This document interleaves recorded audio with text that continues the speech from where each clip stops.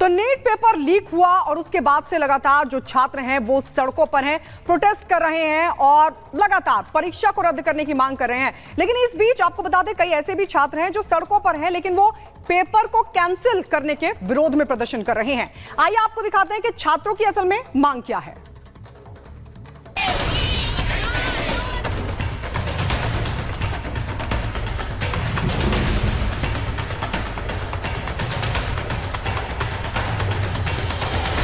NEET का paper leak होने पर एक तरफ परीक्षा रद्द करने की मांग हो रही है, तो दूसरी तरफ कई छात्र ऐसे हैं जो इस परीक्षा को रद्द करने के खिलाफ खड़े हैं।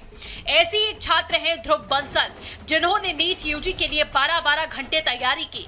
इतनी कड़ी मेहनत के बाद ध्रुव बंसल ने नीट की परीक्षा को पूरी ईमानदारी से दिया और 663 नंबर पाए। मेरी राय ये है कि नीट एग्ज़ाम दोबारा बिल्कुल भी नहीं होना चाहिए, क्योंकि जिन्होंने जेन्युइनली इस बार मेहनत करी है, जिन्होंने जेन्युइनली हार्ड वर्क किया है, जैसे कि मैं, जिसने इस बार 12 to 13 आवर्स डेली स्टडी किया था पूरे साल, तो उन जैसे बच्चों के लिए ये बहुत ज़्यादा इनजस्टिस हो जाएगा।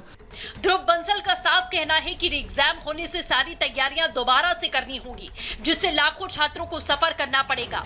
ध्रुव ने अपना अनुभव साझा करते हुए कहा कि नीट की परीक्षा में काफी ज्यादा दिक्कत हो जाएगी और नीट डे पर निर्भर करता है। अब उस दिन दिमाग चले या ना चले वो भी देखा जाता है। बहुत कुछ नीट डे पे डिपेंड करता है, तो जैसे अगर रीनीट होता है तो अब उस डे पे दिमाग चले ना चले, बहुत सारे सर्कमस्टांसेस होते हैं, वहाँ पे सिनेरियो क्या रहता है, लोगों को कितनी दिक्कतें होती हैं, तो उसके बाद इंसान सर्वाइव करके नीट का पेपर क्लियर करता है। वही सब दिक्कतें अगर दोबारा झेलनी पड़े और दोबारा सर्वाइव कर पाओ या नहीं, तो वो उसका कोई गारंटी नहीं ले सकते हैं।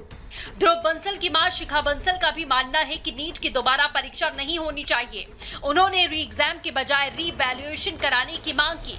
उन्होंने बताया कि नीट की तैयारी के दौरान मेरे बेटे ने पूरे साल लगकर मेहनत की, कोचिंग ली, पूरे साल बहुत कम सोया, मेहनत 10-12 घंटे करता था। इसीलिए मेरे हिसाब से देखा जाए तो री नीट नहीं होना चाहिए। नहीं, मैं री नीट के बिल्कुल भी सपोर्ट में नहीं हूँ, क्योंकि मैंने देखा है कि मेरे बेटे ने पूरे साल लग के इतनी ज़्यादा मेहनत करी है, उसने कोचिंग ली है, उसका क्या मेंटल वो ट्रॉमा से गुजरा है, पूरे साल वो सो नहीं पाया। और मेरे बेटे के जैसे और कितने बच्चे होंगे जो इस ट्रॉमा से निकले होंगे, मतलब उन्होंने कितना स्ट्रगल किया होगा, कितनी फाइट करी होगी इस एग्ज़ाम को क्लियर करने के लिए।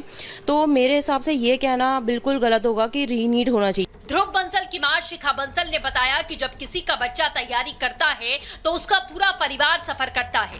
बच्चे की स्टडी के लिए पेरेंट्स हर तरह की व्यवस्थाएं करते हैं, जिससे उनका बच्चा परीक्षा पास कर पाए। ऐसा सिर्फ हमारा बच्चा नहीं है, बल्कि ऐसे करीब 24 लाख बच्चे और उनका परिवार है, जिन्हें नीट की दोबारा परीक्षा की वजह से फिर से उन्हीं सब चीजों में लौटना होगा। जो बच्चों की तादाद है इस साल बैठने की, वो अप्रॉक्सीमेटली 24 लाख थी।